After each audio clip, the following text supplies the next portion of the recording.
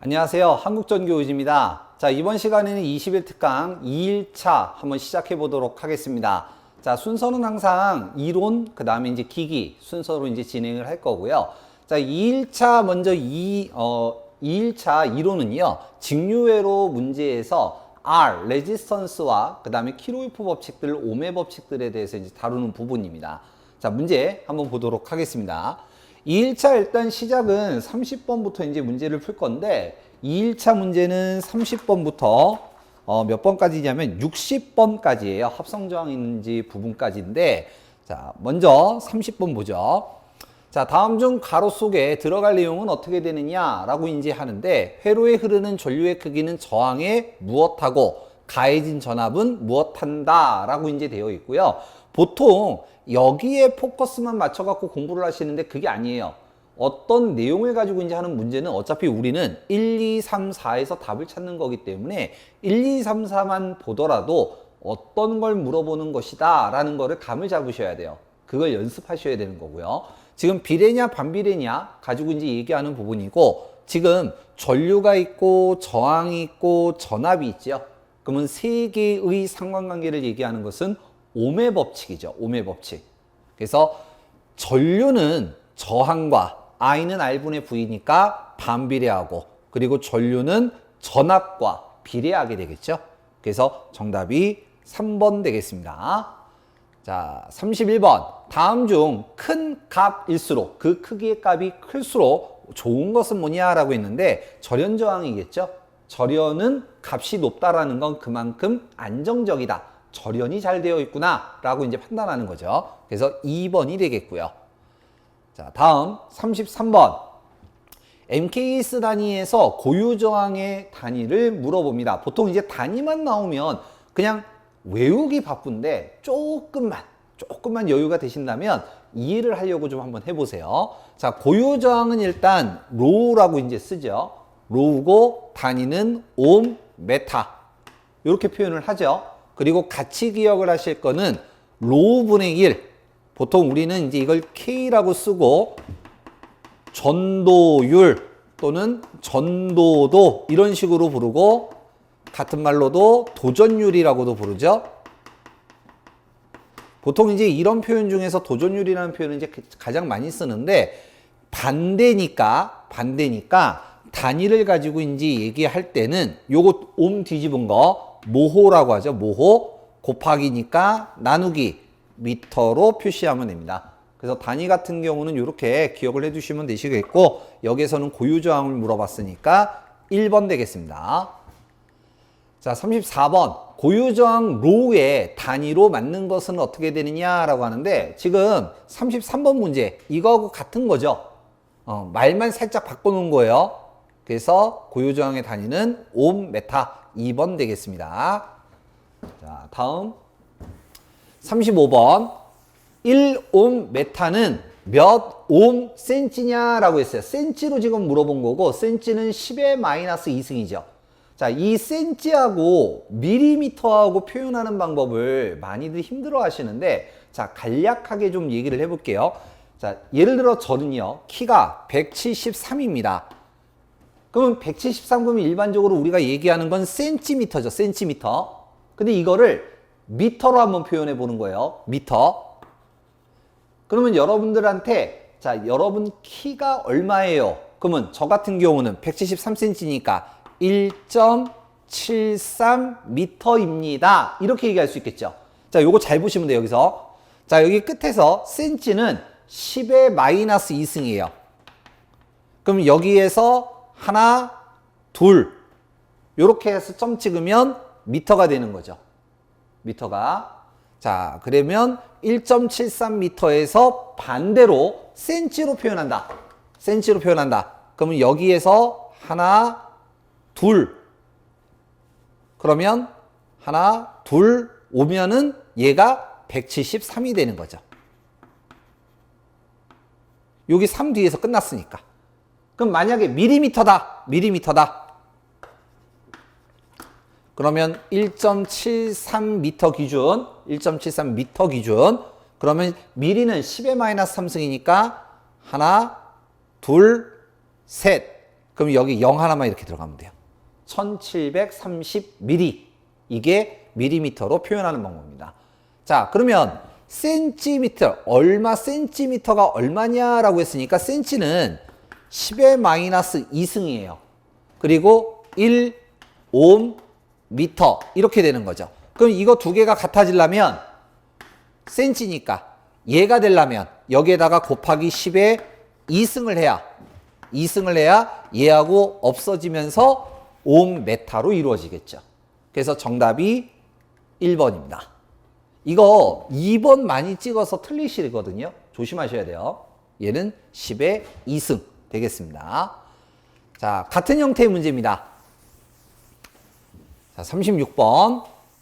1옴메타는 뭐하고 같냐라고 이제 얘기했어요. 자, 센치로 얘기할 때는 앞에 35번에서 뭐였어요? 10의 마이너스 2승과 같았죠. 그래서 요거 두 개는 3승, 6승이니까 틀렸고, 그리고 아까 10의 마이너스 2승에 10의 2승을 해야 같다. 이렇게 얘기했던 거예요. 자, 요거 볼게요. 밀리미터로 주었어요, 이번에. 그럼 밀리미터는 10의 마이너스 3승이에요. 그럼 여기에 제곱을 하게 되면, 이 제곱이니까 얘는 10의 마이너스 6승과 같은 겁니다. 근데 얘가 5메타랑 같아야 돼. 5메타랑 같아야 되니까 여기에다가 요 값만큼을 곱하기 10의 6승을 내주면 이 값이 5m와 같다. 이런 얘기입니다. 그래서 정답이 4번이 되는 거죠. 그러니까 풀이 과정을 얘기하면 이렇게 되는데 대부분은 그냥 찍죠. 답만 외워서. 그래서 얘는 꼭 기억을 해 두시기 바랍니다. 자, 다음 37번. 자, 다음 중 전도율의 단위는 어떻게 있냐? 전도율, 도전율, 전도도 이렇게 표현했습니다. 그래서 모호퍼메타 4번 되겠고요. 38번은 그냥 이제 보시고 넘어가는 거고. 자, 39번 봅니다. 39번서부터 몇 번까지냐면 45번까지인데요. 45번까지인데, 자, 어떤 도체의 길이를 n배로 하고 단면적을 n분의 1로 했을 때 저항은 원래 저항보다 어떻게 되겠느냐라고 이제 되어 있어요. 자, 지금 얘가 기본 문제가 39번서부터 41번까지가 같은 문제고요. 42번서부터 45번까지가 이제 같은 문제인데 그 중에서 몇 개만 좀 풀어볼게요. 먼저 R은 로우의 단면적 A분의 L이죠. 저자에 따라서 이거를 뭐 D라고 쓰기도 하고 S로 쓰기도 하는데 전 A라고 이제 보통 써서 전 이렇게 표현을 하겠습니다. 자, 근데 이제 문제에서 지금 뭐라고 그랬냐면 요거 잘 보세요. 요것만 이해하시면 돼. 자, 이게 원식입니다. 원식. 이게 원식이고요.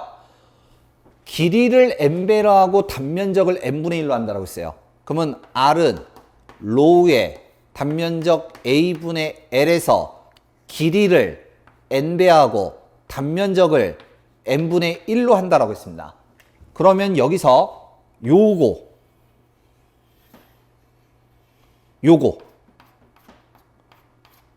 여기는 원식이죠. 이건 원식이죠. 그럼 남는 건 뭐만 남아요? 남는 건 n분의 1, 요거 n. n은 1분의 n과 같고 번분수 안에 거 2개 곱해서 분모로 바깥에 거 2개 곱해서 분자로 따라서 얘는 n제곱이 되는 거죠. n제곱. 그래서 n제곱 빼 2번이 되겠습니다.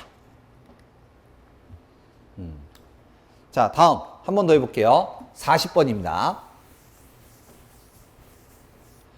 구리선의 길이를 2배, 반지름을 2분의 1로 할 때 저항은 몇 배가 되겠느냐? 라고 이제 얘기했는데 똑같아요. R은 로우의 단면적 A분의 L이고 길이를 2배, 반지름을 2분의 1배라고 했어요. 자, 요 놈은 파이 R 제곱이죠. 그러면 얘가 A가 파이 R 제곱인데 조금 더 길게 요 반지름 R이 2분의 1이래요. 요렇게 반지름이 2분의 1. 그러면 원식 요거까지는 원식이고 요거 제곱 들어가면 여기 2에 제곱이 들어가면 4분의 1이 되는 거죠. 그러면 2는 1분의 2와 같고 번분수 안에 거 바깥에 거 하면 1분의 8, 즉 8배가 됩니다. 8배. 자, 그래서 정답이 4번 되겠습니다. 다음 문제. 어떤 도치 길이를 2배로 하고 단면적을 3분의 1배로 했을 때 저항은 원래 저항의 몇 배가 되냐? 원래 저항은 이거죠. 원식. 자, 빠르게 한번 할게요. R은 로우의 단면적 A분의 L이고 길이가 몇 배요? 2배요. 단면적은 몇 배? 3분의 1배. 그러면 원식 요거는 그대로 두고 요건 그대로 두고 남는 거 3분의 1분의 2만 남았으니까 번분수 안에 거 바깥에 거 해주면 6배가 되겠네요. 6배. 그래서 정답이 3번이 됩니다. 그래서 얘네들은 답을 외우는 게 아니에요. 답을 외우는 게 아니라 요렇게 풀이해주면 돼요. 원식 적어놓고 배수만 해서 그 배수만 따져주시면 돼요. 그래서 좀만 연습하시면 충분히 하실 수 있다라는 거. 자, 다음 42번. 자, 42번 같은 경우는 조금 조심하셔야 되는 게 이제 최적이라는 개념이 나오는데 요게 42, 43, 44, 45 이렇게 되거든요. 그러니까 한번 그냥 쭉 보시고 넘어가시면 돼요. 자, 42번. 전선의 길이를 2배로 늘리면 저항은 몇 배가 되겠느냐라고 했는데 요걸 2배로 늘린 거예요. 근데 이때 동선의 최적은 일정하다라고 이제 얘기했는데 이 단어가 포인트예요. 자, 잘 생각하셔야 됩니다. 고무줄 있죠, 고무줄. 자, 고무줄이 이따만한 게 있어요. 이따만한 게. 여기다 그림을 그릴까요? 원래 고무줄은 요만해요.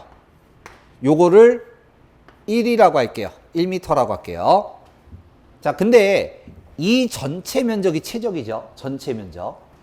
요거를 2배로 늘리면, 그러니까 이걸 잡아 당긴 거야. 고무줄을 잡아 당긴 거야. 그러면 길이가 지금 2배로 추가가 되는 게 아니라 원래 있던 애에서 길이가 2배가 된다는 얘기예요.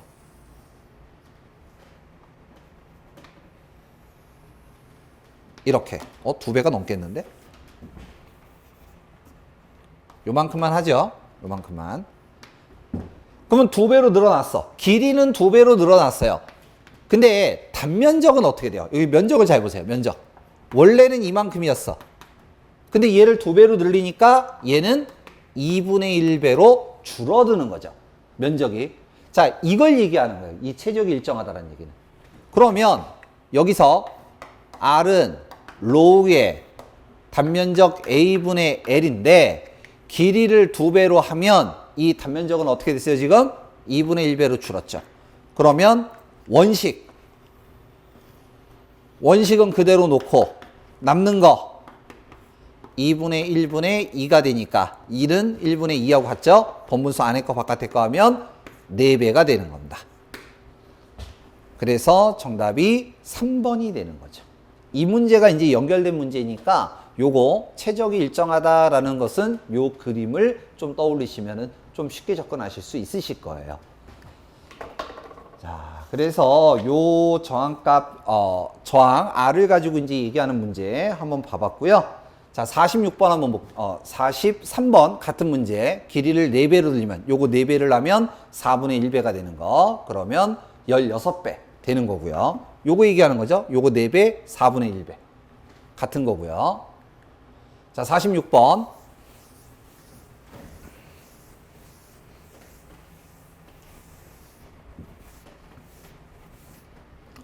자, 어떤 저항에 전압을 가했더니 전류가 흘렀다.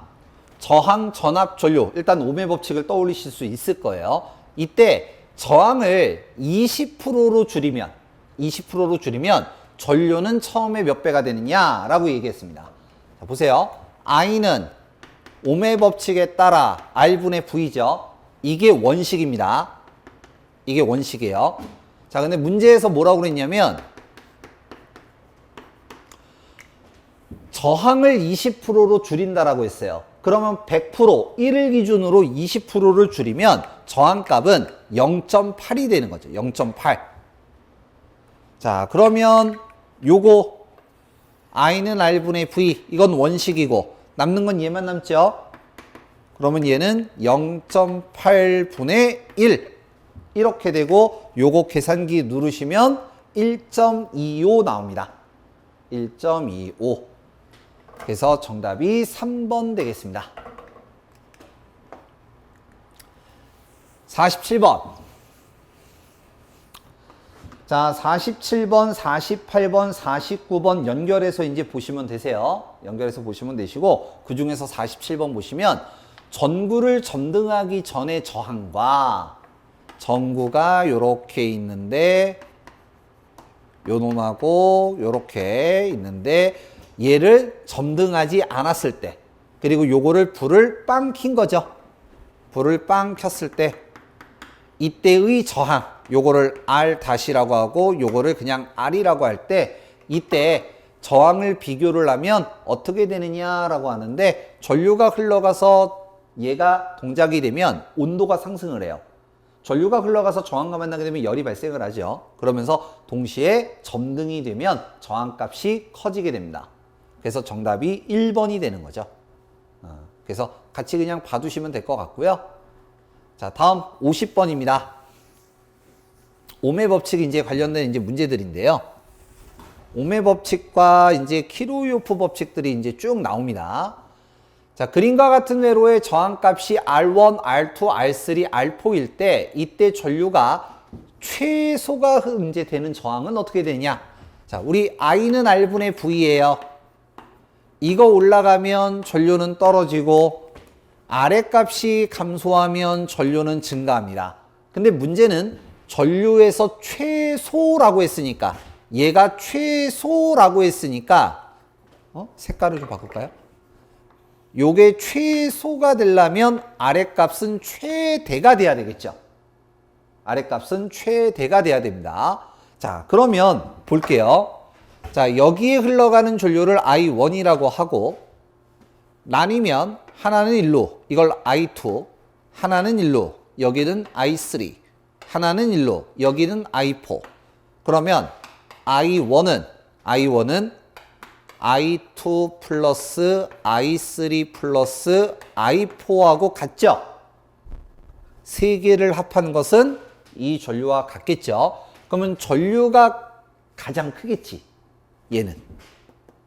세 개를 합한 것이 얘하고 같으니까 얘는 가장 전류가 클 거예요. 따라서 최소라고 했으니까 최소, 얘는 최대고, 이건 최대고, 그러면 얘는 일단 아닐 겁니다. 자, 그럼 이제 나머지 I2, I3, I가 남았는데, 지금 아래값이 가장 크면 전류가 최소가 된다라고 했으니까 가장 큰 값 R1 빼버리면 R2가 가장 최대죠. 따라서 정답이 2번이 되겠네. 전류와 저항의 상관관계를 이제 물어보는 문제죠. 그래서 이렇게 R2 되겠습니다.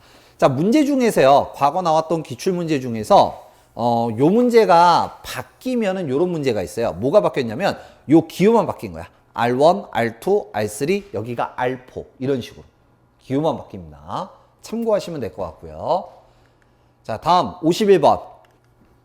R1, R2, R3 저항 3개를 직렬 접속했을 때 합성 저항입니다. 자, 직렬은 일단 한번 쓰고 할게요. 그래서 한번 쓰고 할게요. 직렬은 합성 저항 R0는 R1 플러스 R2죠. 저자에 따라서 요거 기호를 RT라고도 써요. 토탈의 약자입니다. 토탈. 두 개를 합쳤다, 이런 얘기죠. 자, 근데 이제 병렬이죠. 병렬. 자, 병렬은 직렬을 역수로 표현을 한 거고, R0분의 1, 색깔을 바꿀게요.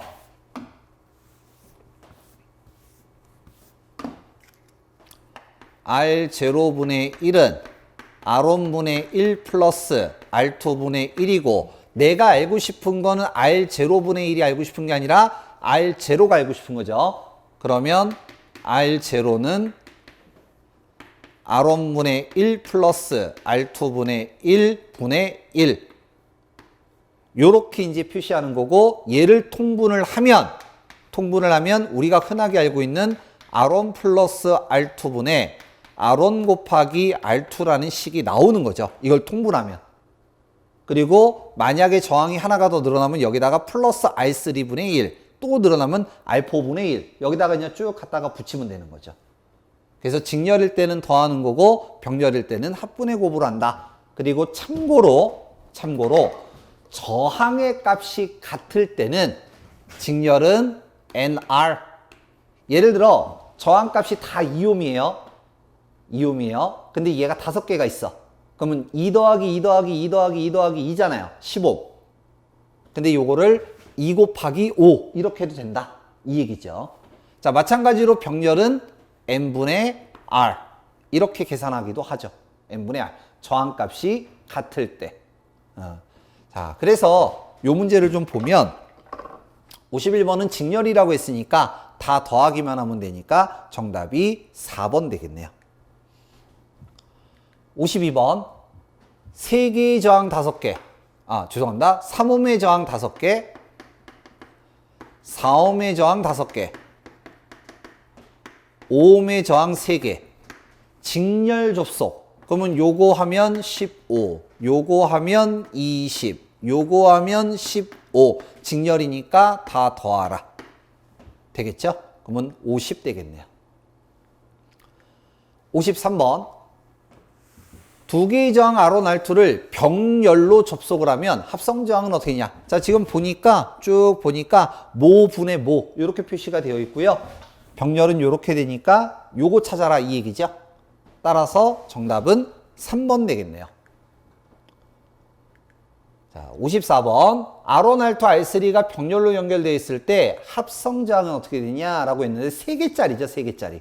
그러면 어떻게 되는 거냐면 R0는 R1분의 1 플러스 R2분의 1 플러스 R3분의 1 분의 1 이거 하란 얘기예요. 근데 지금 1, 2, 3, 4 보시면 얘가 없어요. 그 얘기는 뭐냐? 우리가 2개짜리 할 때 요렇게 해서 통분하면 이렇게 나오듯이 얘네들을 통분해서 나열하라 이런 얘기예요.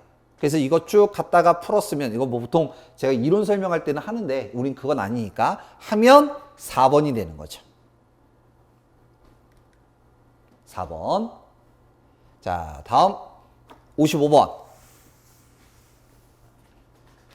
그림과 같이 R1, R2, R3 저항 3개를 직병렬로 접속을 했을 때 합성 저항은 어떻게 되느냐라고 이제 얘기했는데 지금 직렬일 때는 우리가 일반적으로 어떻게 하냐면 더하죠.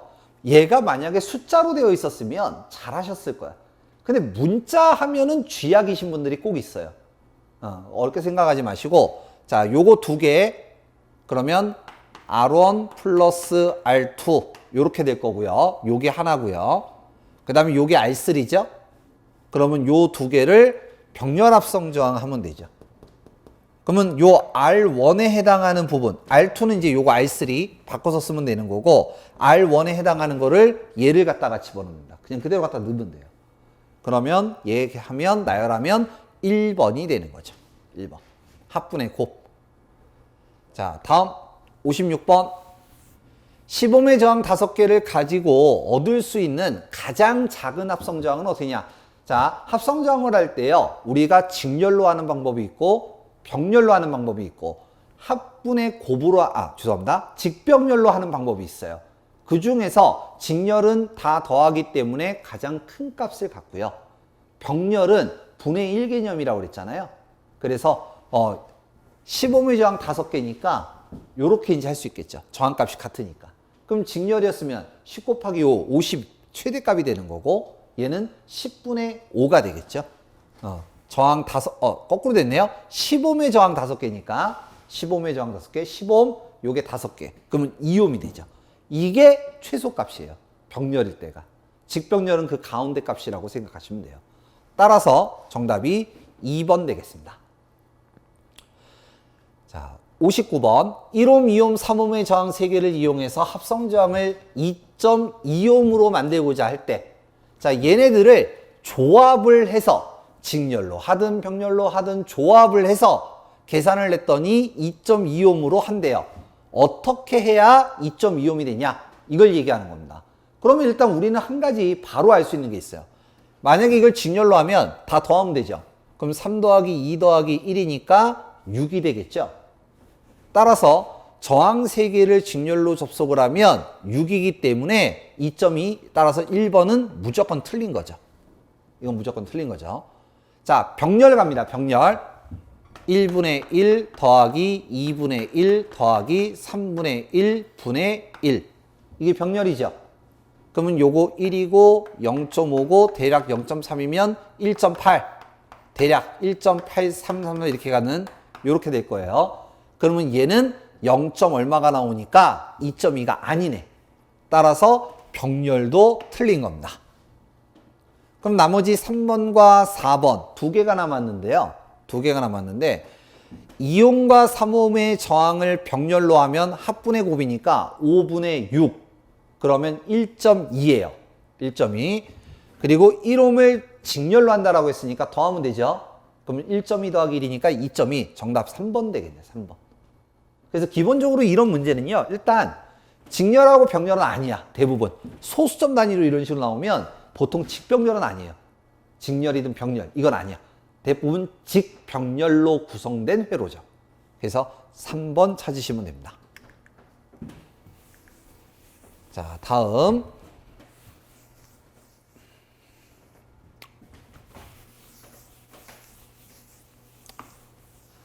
자, 60번.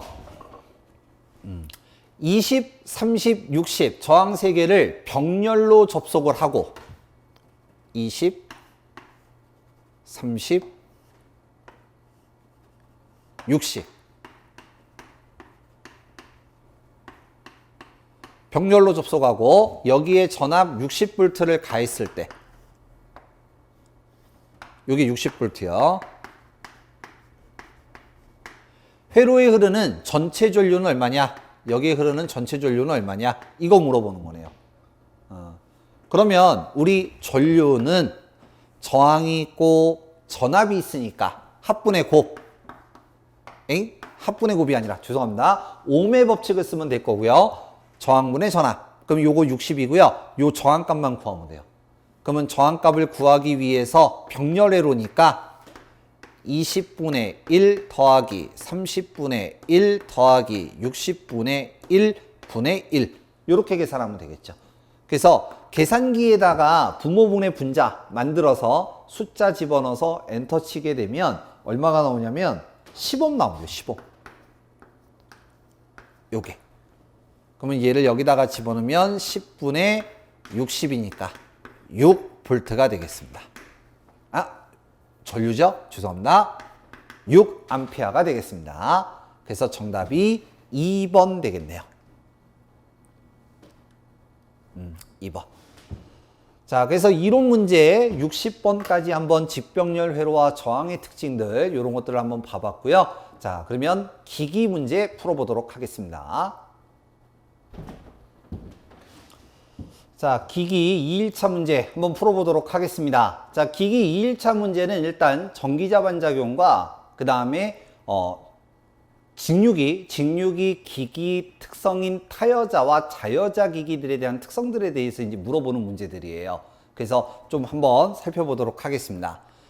자, 33번부터입니다. 33번서부터 굉장히 이제 단골 문제죠. 몇 번까지냐면 47번까지네요. 그리고 조금 더 들어가면은 정류작용까지 뭐 이렇게 쭉 들어가게 되면 52번까지 이제 얘기가 되는데, 자, 이 전기자 반작용은 여러분들이 꼭 기억하셔야 되는 내용이 좀 있죠. 여기에다가 요 화면으로 해서 제가 좀 쓸게요.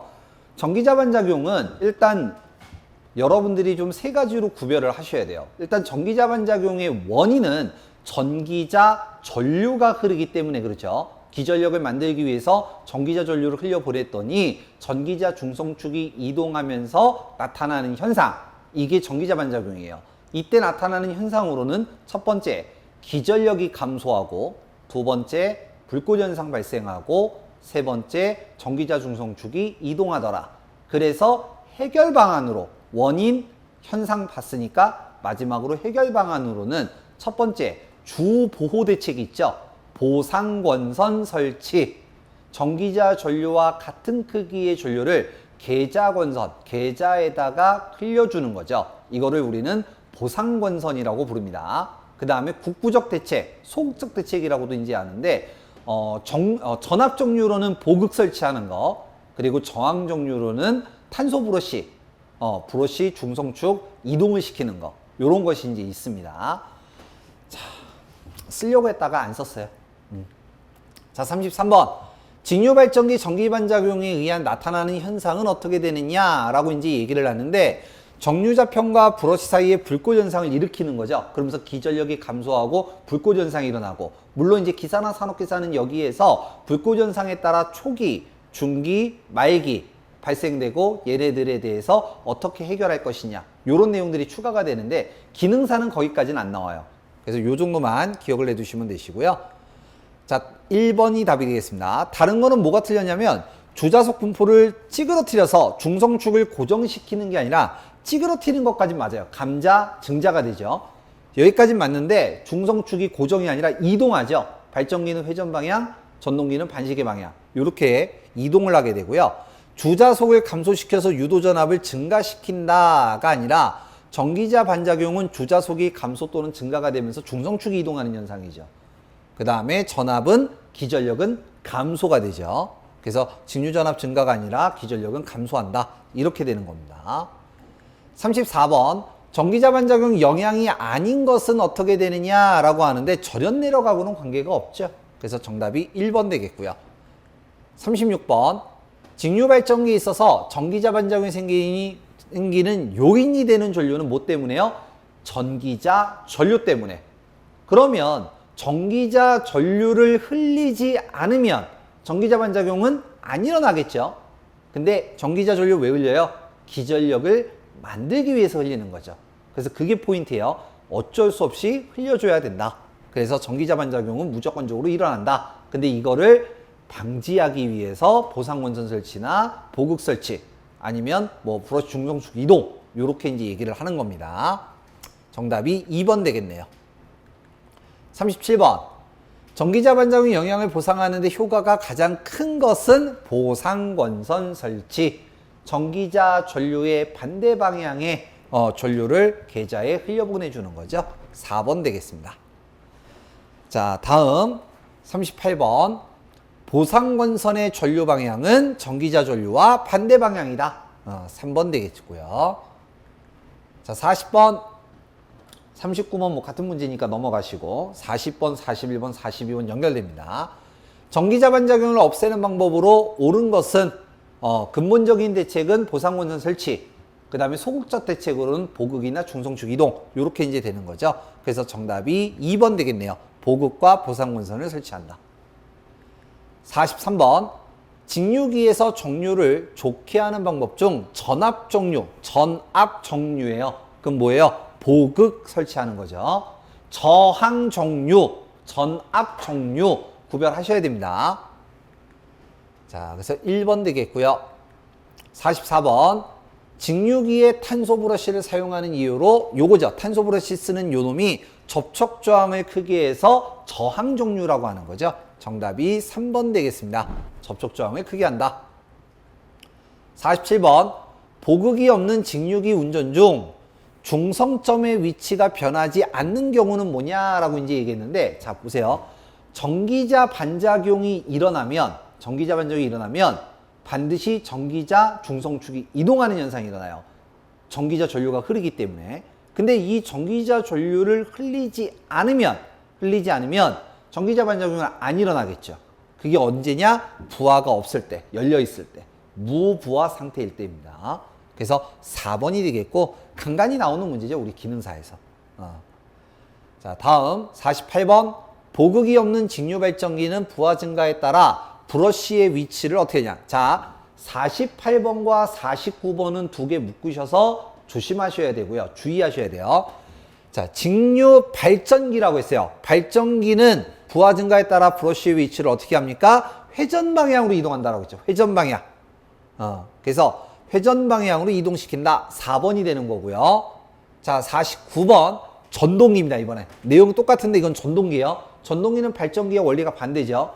그러면 얘는 반시계 방향이니까 회전 방향 반대 2번이 되겠네요. 두 개의 발전기냐 전동기냐 잘 보셔야 돼요. 자, 다음 53번입니다. 뭐 50번, 51번, 52번 뭐 이런 거는 불꽃 현상과 관련된 거니까 한번 보고 넘어가시면 되고요. 자, 53번서부터 2일차 문제, 마지막인 문제가 73번까지인데 그 중에서 자, 계좌권선이 전기자와 접속되어 있지 않는 직류기는 뭐냐라고 했는데 얘네들이 이제 직류기에서 나오는 애들의 특징을 구별하는 거죠. 반드시 여러분들이 기억하셔야 되는 거. 자, 먼저 타여자가 있죠. 타여자. 타여자는 외부의 전원이 반드시 있어야 돼요. 외부의 전원이 없으면 얘는 움직이지 않는 거. 그래서 외부의 전원으로부터 강제적으로 동작이 되는 거. 이걸 타여자라고 하죠. 자, 그 다음에 자여자가 있습니다. 자여자는 스스로 자자죠. 스스로 회전하는 거. 잔류자기가 남아있어서 스스로 돌아주는 게 자여자. 이때 직렬로 되어 있는 것을 우리는 뭐라고 불러요? 직권이라고 부르는 거고, 병렬로 되어 있는 것을 뭐라고 부릅니까? 분권이라고 부르는 거죠. 이 두 개를 합한 거를 뭐라고 부릅니까? 복권이라고 부르는 거고, 복권은 다시 내복권과 외복권으로 이제 나뉘게 되는데, 일반적으로 우리 기능사 정도에서는 얘가 상짜리 문제로 구별이 돼요. 잘 안 나온다는 얘기죠. 그래서 여러분들은 일단 직권과 분권 위주로 하시고, 복권에서 잘 나오는 문제가 몇 개가 있거든요. 한 3, 4개 정도가 있는데 그거만 좀 기억하시면 되시고, 가장 많이 나온 건 이거예요. 전기 용접기는 무슨 특성 이용하느냐. 이게 제일 많이 나왔고요. 이게 수화 특성이죠. 수화 특성. 그래서 문제 가지고 제가 체크를 따로 해드립니다. 자, 53번. 계좌권선이 전기자와 접속되어 있지 않고 외부의 전원이 따로 있다는 얘기예요. 자여자는 전부 다 이 두 개가 접속이 돼야 돼요. 이게 직렬로 되면 직권, 병렬로 되어 있으면 분권이라고 하는 겁니다. 자, 그래서 접속되어 있지 않다라고 했으니까 타여자 4번 되겠습니다. 자, 54번. 직류발전기 계좌 철심에 잔류자기가 없어도 자여자는 잔류자기가 남아 있어서 계속 돌아가는 거죠. 근데 없어도 발전할 수 있는 거다라고 했으니까 타여자가 되겠습니다. 4번이요. 자, 55번. 계좌권선이 전기자의 병렬로 연결되어 있대요. 계좌와 전기자가 병렬, 따라서 분권 3번 되겠고요. 56번. 자, 다음 그림은 뭐냐라고 했는데 지금 요 A라고 되어 있는 게 전기자, F라고 되어 있는 게 계좌예요. 근데 이 FS, 오른쪽에 있는 이 FS는 전기자와 직렬로 연결되어 있죠. 그러면 직권 계좌가 되는 거고요. 얘는 병렬로 되어 있으니까 분권 계좌라고 부르는 거예요. 근데 요게 직렬도 있고 병렬로 되어 있기 때문에 얘네들은 복권 되는 거죠. 복권. 그래서 정답이 4번 되겠습니다. 자, 다음 57번. 직류 복권발전기 직권계좌권선은 어디에 설치되어 있느냐? 자, 앞에 거입니다. 56번 그림. 직권계좌, 이해죠? 직권계좌는 전기자와 연결이 되는 거죠, 지금. 얘랑은 병렬로 되어 있는 거고. 그래서 정답이 2번. 분권계좌권선과 같은 철심에 설치. 분권, 직권. 같이 설치되어 있죠. 그래서 정답이 2번 되겠습니다. 자, 다음 58번. 직류발전기 무브와 특성곡선을 물어봅니다. 자, 특성곡선 한번 정리를 좀 할게요. 특성곡선은 일단 동기기에서도 나오고 뒤에서도 이제 나오기는 하지만 일단 여기 앞에서만 얘기를 하면 먼저 무브와 특성곡선은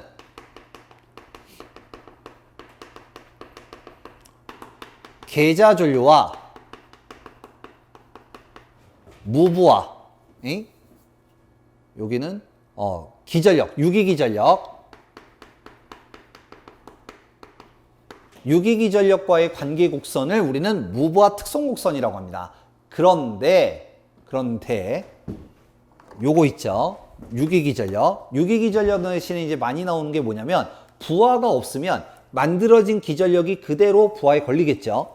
그래서 요거 대신에 무부하 단자전압이라고 많이 나와요. 보통 제가 이론 설명할 때는 이거를 그림으로 이제 외우세요라고 하는데 뭐 여기에서 얘기할 필요는 없으니까 얘기할 필요 없으니까 이렇게 보시면 될 것 같고요. 자, 그 다음에 부하 특성곡선이라는 게 있어요.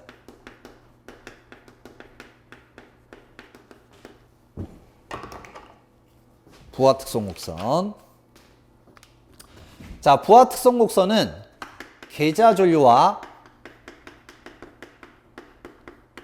그 다음에 부하 전압과의 관계의 곡선, 보통 단자전압이라고든지 얘기를 하긴 하는데 여기 보통 문제 주어지는 그 조건이라고 해야 될까요? 1, 2, 3, 4? 1, 2, 3, 4에 나오는 걸로 맞추면 얘가 좀 더 많이 나오기 때문에 이걸로 적어 놓은 거예요. 그래서 이 부하 특성 곡선은 계좌전류와 부하 전압의 관계 곡선을 얘기를 한다.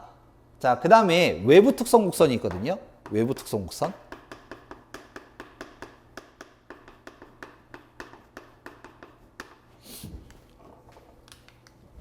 자, 외부 특성 곡선은 부하에 흐르는 전류, 부하 전류라고 하죠. 부하 전류와 그리고 단자 전압과의 관계. 이거를 외부 특성 곡선이라고 부릅니다. 그래서 전압을 가지고 이제 얘기를 할 때 이렇게 세 가지, 이렇게 하나, 요거 둘, 요거 셋, 이렇게 좀 봐주시면 될 것 같고요. 자, 바로 볼게요. 자, 무부하 특성 곡선은 뭐와 뭐의 관계냐? 요거 얘기하는 거죠. 요거 얘기하는 거고, 계좌전류와 유기기전력. 근데 지금 보니까 1, 2, 3, 4에 유기기전력이 없어요. 대신에 뭐가 나왔냐? 무부하 단자전압이 주어져 있죠. 이건 부하전류잖아. 죄송합니다. 여기네요. 무부하 단자전압과의 관계. 그래서 정답이 3번 되겠습니다. 다음 59번. 무부하 특성 곡선이 나타내는 것은 뭐냐라고 했는데 계좌전류와 유도기전력의 관계. 4번이 되겠죠. 그래서 앞에 문제와 요거하고 같이 비교하시면 조금 더 쉽게 구별이 되실 거예요. 자, 다음 61번. 60번도 이제 무부하 포화 곡선이니까 그냥 한번 보시고 61번. 직류 발전기, 발전기 부하 포화 곡선은 어느 것이냐? 부하 포화 곡선, 요거 부하 특성 곡선, 요거하고 이제 보시면 되시고요. 계좌 전류와 부하 전압의 관계의 곡선을 얘기한다. 근데 지금 보시면 단자 전압이라고 되어 있죠. 부하에 걸리는 전압, 단자 전압, 부하 전압. 그래서 3번이 되겠고요. 자, 62번. 직류발전기의 외부 특성 곡선은 어떻게 되느냐? 유도기전력과 외부 특성 곡선이니까 부하 전류와 단자 전압의 관계네요. 그러면 정답이 3번 되겠네요. 자, 같이 비교해 주시면 되고요. 63번은 그냥 넘어가고, 자, 뒤에 64번. 자, 64번과 65번, 66번 이렇게 연결되는 문제인데요. 여기는 보통 그냥 한 번씩 보고 넘어가시는 문제인데 그나마 좀 자주 나오기 때문에 조금 답이라도 좀 봐두시라고 이제 언급을 한 겁니다. 자, 64번. 전압 변동률이 적고 자여자이므로 다른 전원이 필요 없으며 계좌 저항기를 사용한 전압 조정이 가능하므로 전기 화학용이나 전지 충전용 발전기로 가장 적합한 것은 뭐냐라고 이제 얘기를 했는데, 요렇게 전기 화학용이나 충전용으로 이제 쓰는 게 분권 발전기예요, 분권. 그래서 얘네들은 어디에다가 쓰느냐, 그거 물어보는 문제고요. 3번 되겠습니다. 답만 보고 넘어가셔도 돼요. 자, 다음 65번. 분권 발전기에서 다음과 같이 되어 있을 때 여자 전류가 잔류 저속을 증가시키는 방향으로 흐르면서 여자 전류가 점차 증가하면서 단자 전압이 계속 상승하게 되는 현상을 전압 확립이라고 합니다. 요건 이제 용어 좀 기억을 해 두시고요. 4번입니다. 분권 발전기에서만 나와요. 분권 발전기에서만 나옵니다. 전압 확립. 자, 66번. 분권 발전기에서 회전 방향을 반대로 하게 되면 어떻게 되냐? 요렇게 회전을 하다가 반대 방향으로 회전하게 되면 잔류자기가 소멸됩니다. 그래서 4번이 되겠고요. 특징이죠. 자, 71번. 직류발전기 급전선의 전압강화 보상용 밑줄 긋고요. 요 전압강화 보상용으로 쓰는 게 과복건기예요. 제가 복권과 관련된 문제 몇 가지 외워야 되는 게 있다라고 그랬잖아요. 그래서 그 중에 또 한 문제가 요겁니다. 3번. 자, 꼭 좀 요거는 좀 봐두시고요. 답이라도. 자, 다음 72번. 전기 용접기용. 이게 제일 많이 나오는 거죠. 전기 용접기용 발전기로 가장 적합한 거. 특성으로는 수화 특성이라고 하고 차동 복권이죠. 차동 복권. 정답 2번. 꼭 기억해 두세요. 자, 그래서 2일차 기기 문제까지 한번 봤고요. 요번 2일차 문제는 1일차에 비해서 문제가 좀 많았습니다. 문제가 좀 많았는데 그래도 좀 중요한 거 위주로 선별을 한 거니까 꼭 이런 요 문제들만큼은 풀어보시기 바랍니다. 자, 그럼 여기까지 하고 다음 시간에 뵙도록 하겠습니다. 수고하셨습니다.